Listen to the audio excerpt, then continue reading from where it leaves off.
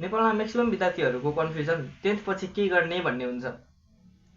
म आज दुईवटा कोर्स हजुरहरूलाई भन्नु जसले अल ओभर द वर्ल्ड काम पाउनुहुन्छ।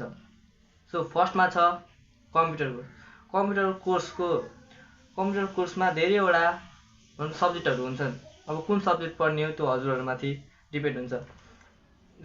अकर्डिङ टु गुगल नेपालमा 4 लाखदेखि 7 लाखसम्म हजुरहरूलाई कम्प्युटर कोर्स गर्नुहुनेछ। सो यहाँ छ लिस्ट। Second, hotel management. नेपालमा अहिले धेरै केसिनोजहरू खुल्दैछ। त्यसमा काम गर्नका लागि हजुरहरूलाई होटल म्यानेजमेन्ट गरेको कोर्सको सर्टिफिकेट चाहिने हुन्छ।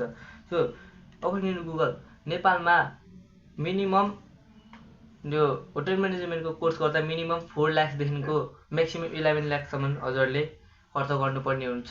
यसले गर्दा हजुरहरूले नेपालमा मात्र होइन अल ओभर द वर्ल्ड हजुरहरूले काम पाउनुहुन्छ होटल म्यानेजमेन्टको।